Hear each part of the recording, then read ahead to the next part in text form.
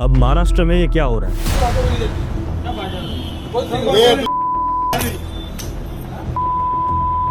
बना रहा है, बोल रहा है, महाराष्ट्र में रहना तो मराठी बोलो, ऐसा बोलता है। नहीं बोलेंगे, मराठीत बोला, नहीं बोलते, मराठीत बोला, नहीं बोलते। हाँ ठीक है, नहीं बोलते। नहीं बोलत ना।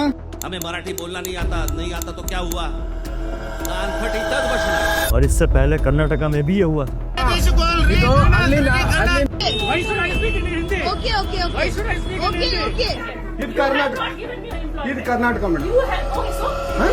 Tamil Nadu education minister there insulting Hindi, saying Hindi speakers only sell pani puri in Tamil Nadu.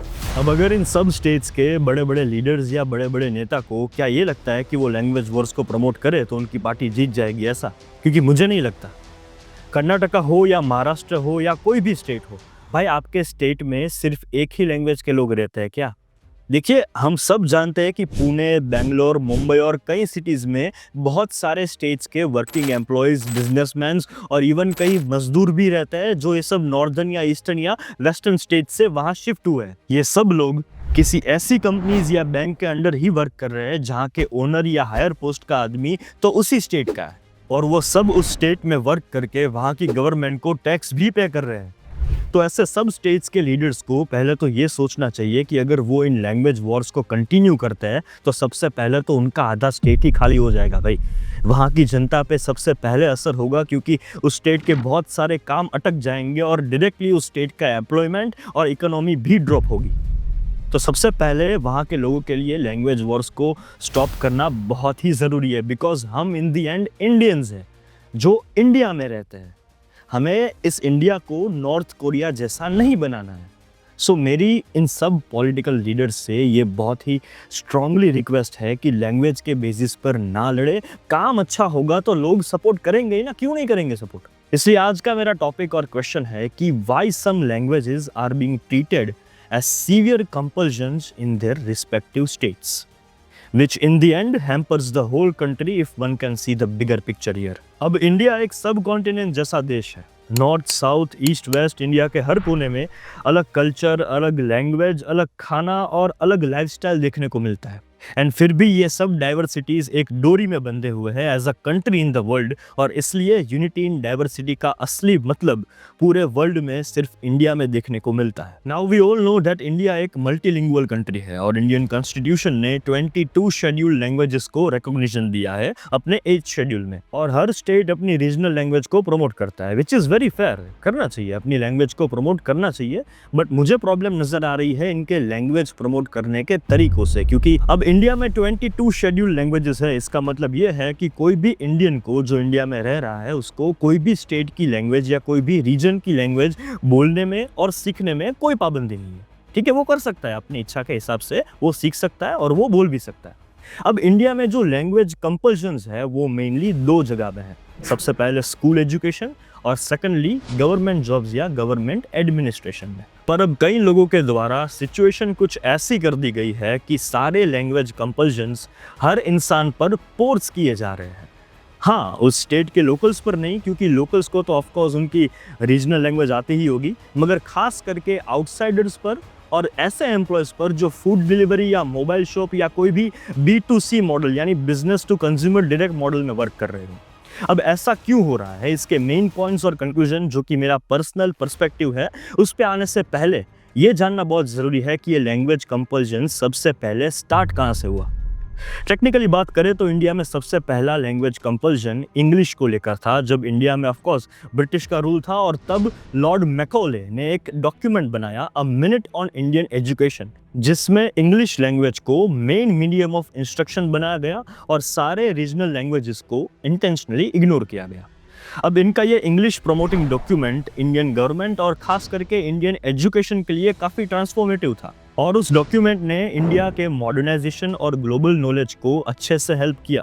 पर लोकल लेवल पे हमारे डिफरेंट कल्चर्स और लैंग्वेजेस की वजह से इसके काफ़ी नेगेटिव इम्पैक्ट्स रहे, क्योंकि तब हमारी पब्लिक ऐसे तुरंत इंग्लिश को एक्सेप्ट और अडेप्ट नहीं कर सकती थी, क्योंकि तब ऑफ कोर्स किसी को LKG या HKG से इंग्लिश अल्फ़ाबेट्स नहीं सिखाए जाते थे। सो इंडियन एजुकेशन में इंग्लिश को लेके ये सब चेंज इस डॉक्यूमेंट के बाद आए और इसके पॉजिटिव और नेगेटिव दोनों इम्पैक्ट्स आज तक हमारे एजुकेशन सिस्टम में प्रेजेंट है। अब इंडिया में मेजरली तो हिंदी ही बोली जाती है except the southern parts of India, और इसलिए 1937 में तमिलनाडु, जो तब मद्रास स्टेट था, वहाँ कांग्रेस गवर्नमेंट ने हिंदी को लेके लैंग्वेज कंपल्सन स्टार्ट किया और तब वहाँ के चीफ मिनिस्टर चक्रवर्ती राजगोपालाचारी थे। अब जाहिर है कि तब पूरे मद्रास स्टेट में तमिल बोली जाती थी और इसलिए कांग्रेस गवर्नमेंट ने वहाँ की स्कूलिंग सिस्टम के लिए हिंदी को कंपलसरी सब्जेक्ट बनाने की कोशिश की, वो भी non Hindi speaking Madras presidency में, जो अब तमिलनाडु में। अब इस कंपल्सन का रिएक्शन ये आया कि पूरे मद्रास स्टेट में बहुत ज़ोरों से एंटी हिंदी प्रोटेस्ट स्टार्ट हो गए और वहाँ की पब्लिक इस कंपल्सन के बहुत अगेंस्ट थी। फिर इसे वहाँ की द्रविडियन पार्टीज जैसे जस्टिस पार्टी ने भी अपोज किया और फिर बहुत सालों बाद आफ्टर इंडिपेंडेंस उस पार्टी का नाम द्रविड़ा मुन्नेत्रा कज़ागम पार्टी यानी DMK पार्टी बना। और इन सब अपोजिशन से इस हिंदी कंपल्सन को अटेम्प्ट करने का रिजल्ट ये आया कि कांग्रेस गवर्नमेंट को ये कंपल्सन वापस लेना पड़ा और ये तमिल लैंग्वेज की आइडेंटिटी के लिए एक टर्निंग पॉइंट बन गया। इस पूरे इंसिडेंट से एक बात तो हमें बिल्कुल क्लियर होती है कि हमारे साउदर्न स्टेट्स अपनी रीजनल लैंग्वेजेस को लेके बहुत पहले से काफ़ी इमोशनल और स्ट्रिक्ट है, जो मेरे हिसाब से एकदम ठीक बात है, प्रिटी फेयर, कोई प्रॉब्लम नहीं, क्योंकि इन दी एंड अपनी मातृभाषा को लेके कोई भी स्टेट या आदमी इमोशनल होगा और होना भी चाहिए, it is a good thing. पर जैसे हमने डिस्कस किया कि 1937 में कांग्रेस गवर्नमेंट के तमिल स्टेट पे इस हिंदी कंपल्सन को अटेम्प्ट करने के बाद सबको डर था कि ये बात आगे ना बढ़े तो ही अच्छा है, पर वही हुआ, क्योंकि फिर after independence union of India ने 14 सितंबर 1949 को हिंदी को as the official language of India declare किया और इसलिए हर साल हम 14 सितंबर को हिंदी दिवस मनाते हैं। फिर धीरे धीरे हमारी गवर्नमेंट हिंदी लैंग्वेज को सभी स्टेट्स के स्कूल्स में प्राइमरी स्टैंडर्ड्स में यानी 1st to लेके 10th तक हिंदी को as a compulsory subject include कर रही थी और इसी वजह से 1965 में फिर से तमिलनाडु में एंटी हिंदी मूवमेंट्स भड़क उठे थे। फिर वहाँ की DMK गवर्नमेंट ने तमिल को as a state level compulsory language बनाया और स्कूल्स में प्राइमरी स्टैंडर्ड्स में इंक्लूड भी कर दिया। तो अब ये सब रिसेंट इंसिडेंट्स देख के शायद जो लोग ये मानते हैं कि लैंग्वेज कंपल्सन सिर्फ कन्नड़ा से शुरू हुए और फिर मराठी ने उसको फॉलो किया, तो अब आप समझ गए होंगे कि एक्चुअली तमिल लैंग्वेज से शुरू हुआ था ये सब। 1965 में इंडिया का फर्स्ट स्टेट या रीजनल लैंग्वेज कंपल्सन सक्सेसफुल हुआ था और वो तमिलनाडु ने ही अटेम्प्ट किया था अपनी रीजनल लैंग्वेज तमिल को लेकर। और इस इवेंट के बाद बाकी स्टेट्स ने तमिलनाडु के ही इस मॉडल को फॉलो करके अपनी लैंग्वेजेस जैसे कन्नड़ा, तेलुगु, मलयालम, ओडिया, गुजराती, मराठी, इन सब को ऑफिशियल किया अपने स्टेट के लिए और एजुकेशन सिस्टम में प्राइमरी स्टैंडर्ड्स तक कंपलसरी इंक्लूड किया। पहले स्टेट गवर्नमेंट स्कूल्स में और फिर 2015 के बाद CBSE और ICSE बोर्ड स्कूल्स में भी as per their respective states. तो अब यहाँ तक तो इंडिया में लैंग्वेज कंपल्सन्स की जर्नी ओके थी, मतलब ठीक ठाक, लैंग्वेजेस को लेके कोई सीरियस और सीवियर इवेंट्स पब्लिकली नहीं हुए थे। पर फिर रिसेंटली कुछ इंसिडेंट्स ऐसे देखने को मिले जिनमें कोई स्टेट के लोकल्स बहुत बुरी तरीके से आउटसाइडर्स और कई लोअर क्लास वर्किंग एम्प्लॉयज़ को रीजनल लैंग्वेज बोलने के लिए कंपल्सरी फोर्स कर रहे हैं। जैसे ज़्यादातर टैक्सी कैब ड्राइवर्स और उनके पैसेंजर्स के बीच फाइट्स कि अगर वो रीजनल लैंग्वेज ना बोले तो उनको छोड़ने नहीं आएंगे या यहीं उतर जाओ, ऐसे सब फाइट्स। बैंक एम्प्लॉयज़ और मोबाइल शॉप्स में डिस्प्यूट्स, और उसके बाद फिर कोई लोग तो फूड डिलीवरी वाले को भी नहीं छोड़ते कि अगर फूड डिलीवरी किया है और उसको पैसे नहीं दे रहे क्योंकि वो रीजनल लैंग्वेज नहीं बोल रहे। तो मेरा सवाल बस ये है, और मेरा सवाल भी है और डिसएग्रीमेंट भी है, कि हर जगह इतने सीवियर लेवल पे लैंग्वेज को लेके फाइट करने का मतलब क्या है और क्या प्रूव होगा इससे।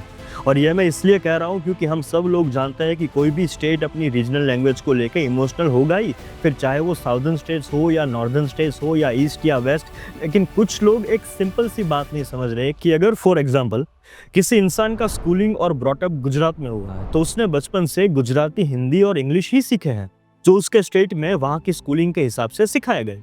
अब वो बाद में बड़ा होकर IT सेक्टर में कोई जॉब लेता है और जॉब के चक्कर में उसे किसी दूसरे स्टेट के सिटी में ट्रांसफर होना पड़ता है, फॉर एग्जांपल पुणे या Bangalore, due to their IT industry. अब वो तुरंत वहाँ की स्टेट लैंग्वेज को कैसे अडेप्ट करेगा भाई? जो उसने बचपन से कभी सुनी ही नहीं है और बोली ही नहीं है, क्योंकि उसके स्टेट में नहीं बोली जाती वो लैंग्वेज और पढ़ाई भी नहीं जाती थी उसको। उसने अपने लाइफ के 15 साल गुजराती पढ़ने में दिए हैं और अब वो कोई दूसरे स्टेट में, नए कल्चर में, नए वर्क एनवायरनमेंट में शिफ्ट हो रहा है। ऑलरेडी इन सब से वो डील कर रहा है, पर अभी उस स्टेट के लोकल्स उसे ये बात बोलते हैं कि नहीं भाई, आपको अपना वर्क भी करना है बेंगलोर में और अपने वर्क के साथ साथ मैं तो तुम्हारे साथ सिर्फ कन्नड़ा में ही बात करूंगा, तो आपको कन्नड़ा भी सीखनी पड़ेगी। अब वो हमारा प्रॉब्लम नहीं है ना कि आप सीखे कि ना सीखे और बोले कि ना बोले। अब अगर तुम महाराष्ट्र में आए हो तो तुम्हें मराठी में ही बात करनी है, आती हो या ना आती हो, वो हमारा प्रॉब्लम नहीं है। लोग एक दूसरे को अंडरस्टैंड करने के बजाय, एक दूसरे की हेल्प करने के बजाय अब ये सब करेंगे। क्या लॉजिक है इस बात का? और मुझे लगता है कि लॉजिक इसलिए नहीं है क्योंकि हम सब जानते हैं कि इन लैंग्वेज वॉर्स के पीछे कहीं ना कहीं पॉलिटिक्स इन्वॉल्व है और पॉलिटिक्स में लॉजिक नहीं होता। वहाँ पे कोई पॉलिटिकल पार्टी और उनमें जुड़े लोगों के नीड्स और इमोशनल ट्रिगर्स पहले देखे जाते हैं और इसलिए अब पॉलिटिशियंस लैंग्वेज का सपोर्ट ले रहे हैं। और अगर हमारे देश में कोई भी पॉलिटिकल लीडर या पार्टी इस लैंग्वेज कंपल्सन्स को बढ़ावा दे और लैंग्वेज वॉर्स में कन्वर्ट करे, तो सबसे पहले ये बाय डिफ़ॉल्ट है कि उसी के स्टेट की गवर्नमेंट, स्कूल्स और हर एक आदमी पर ये हैम्पर करेगा जो उस पॉलिटिकल पार्टी से इन्फ्लुएंस्ड है। अब देखिए, ये सब लैंग्वेज के इवेंट्स पे बातें करके यहाँ मैं कोई भी लैंग्वेज या स्टेट को या किसी पॉलिटिशियंस को टारगेट नहीं कर रहा और करना भी नहीं चाहता। बस जो हो रहा है वही आपसे शेयर कर रहा हूँ, क्योंकि अगर ऐसा ही होता रहा, ये लैंग्वेज वॉर्स बढ़ते ही रहे ना, तो फिर ये इंडिया के स्टेट शायद कंट्रीज बनने की मांग ना करने लगे। बांग्लादेश की नेशनल और ऑफिशियल लैंग्वेज बंगाली है और वो स्टेट कहाँ से डिवाइड हुआ? पाकिस्तान से। पाकिस्तान कहाँ से डिवाइड हुआ? इंडिया से। और ये भी फैक्ट है कि इंडिया के हर एक स्टेट का डिवीजन मेजरली लैंग्वेज की वजह से ही हुआ है और यही तो इंडिया की डाइवर्सिटी है, which is one of the main reason कि इंडिया इतना यूनिक कंट्री है। तो ये अच्छी बात है ना, कोई बुरी बात नहीं है ये। इसलिए अगर ऑलरेडी हमने इतने डिविजन्स देखे हैं अपने इंडिया में, तो मेरी सभी लोगों से सिर्फ इतनी रिक्वेस्ट है कि सिर्फ लैंग्वेज को लेके इस पूरे चीज़ को डिवाइड एंड रूल पॉलिसी मत बनने दीजिए। हम इंडियंस ऑलरेडी 100 साल के ऊपर इसी पॉलिसी से रूल हो रहे थे और उस चीज़ से हमारे फ्रीडम फाइटर्स ने मर मर के हमें आज़ादी दिलाई है। तो अब फिर से ये लैंग्वेज वॉर्स करने वाले लोग या पॉलिटिशियंस क्या चाहते हैं कि हम अब लैंग्वेजेस को लेके फिर से इंडिया में डिवाइड एंड रूल पॉलिसी शुरू कर दें? ज़रा सोचिए, इंडिया का हर एक लैंग्वेज उसके स्टेट को, वहाँ के ट्रेडिशन को, कल्चर को और मेनली इंडिया के यूनिटी इन डाइवर्सिटी को वर्ल्ड वाइड रिप्रेजेंट करता है। और हम ये सब इतनी ब्यूटीफुल लैंग्वेजेस को लेके अंदर ही अंदर फाइट करते रहे, अगर इस लैंग्वेज वॉर्स को बढ़ावा ही देते रहे, तो हमारे इस देश के पीएम दूसरे देश को क्या मुंह दिखाएंगे? ज़रा सोचिए कि इंडियन भूमि का वर्ल्ड वाइड कितना इंपॉर्टेंस है और हम सभी लोग, भले ही हमारे डिफरेंट लैंग्वेजेस हो, हम सब इसी इंडियन लैंड से बिलोंग करते हैं। और ये भी फैक्ट है कि संस्कृत और तमिल इंडिया के ओल्डेस्ट लैंग्वेज है, उसे प्रोटेक्ट करना चाहिए और सिर्फ उन दोनों को नहीं, इंडिया के हर एक स्टेट लैंग्वेज और रीजनल लैंग्वेज को प्रोटेक्ट करना चाहिए और मेंटेन भी करना चाहिए। पर इसका मतलब ये नहीं कि हम अंदर ही अंदर हमारे स्टेट्स में आउटसाइडर्स को हमारी लैंग्वेज बोलने के लिए फोर्स करें और कोई ना बोल पाए तो उन्हें डिसरिस्पेक्ट करें। ये नहीं कर सकते हम। यहाँ पे हम यूनाइटेड रहना क्यों भूल जाते हैं? क्योंकि अगर हमारी सभी स्टेट्स के बीच नॉर्मल अंडरस्टैंडिंग और कॉमन सेंस में यूनिटी नहीं आई, तो फिर यूनिटी इन डाइवर्सिटी जिससे इंडिया जाना जाता है वो जस्टिफाई ही नहीं होगा ना।